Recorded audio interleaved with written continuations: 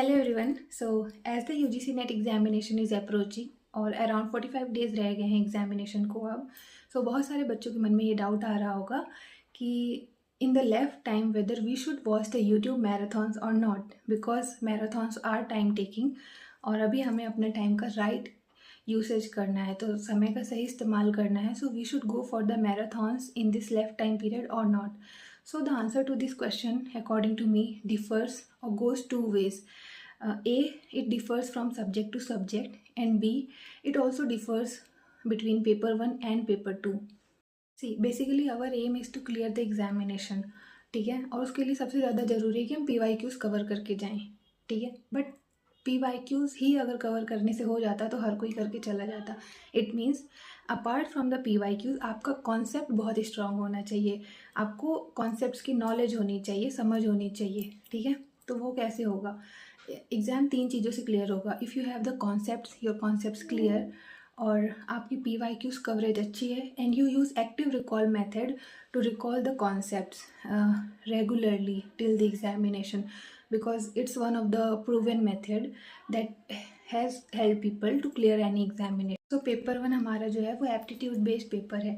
Like for teaching aptitude they check your aptitude for the teaching. Research aptitude में वो आपका research का aptitude check कर रहे हैं, whether you have that aptitude और नॉट. तो डेफिनेटली हर यूनिट में वो एक अलग लेवल का एप्टीट्यूड चेक कर रहे हैं.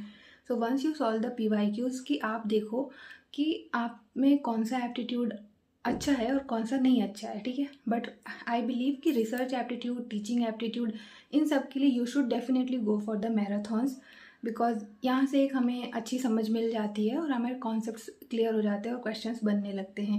Similarly goes for the ICT and people development and environment and logical reasoning. ये सब एप्लीकेशन बेस्ड टॉपिक्स हैं. ठीक है, यहाँ से एप्लीकेशन बेस्ड क्वेश्चन आ रहे हैं.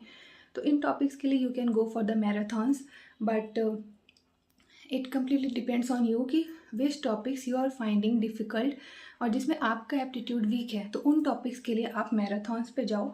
और जो टॉपिक आपका स्ट्रॉन्ग है, जो एरिया आपका स्ट्रॉन्ग है, so for that area you should go for solving the PYQs only.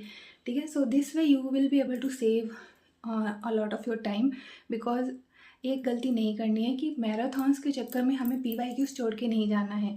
ठीक है, PYQs कवर करने, अगर मैराथॉन्स के थ्रू हमारे PYQs कवर हो जा रहे हैं, so that's the best thing. But ऐसा हो नहीं पाता है बहुत सारे केसेस में.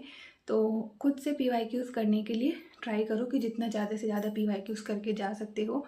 Marathons only for those areas जिसमें आप वीक हो, और जो एप्लीकेशन बेस्ड टॉपिक हैं, ठीक है, उसमें आपको ये सीखना पड़ेगा कि कौन सी ट्रिक अप्लाई हो रही है, कैसे एप्लीकेशन हो रहा है टॉपिक्स का, जो भी हमने अभी तक सीखा है. So that's how the marathons, you can differentiate between going for the marathons and practicing from any particular platform, your PYQs and MCQs. ठीक, I hope this is helpful for you. Stay tuned for the more videos.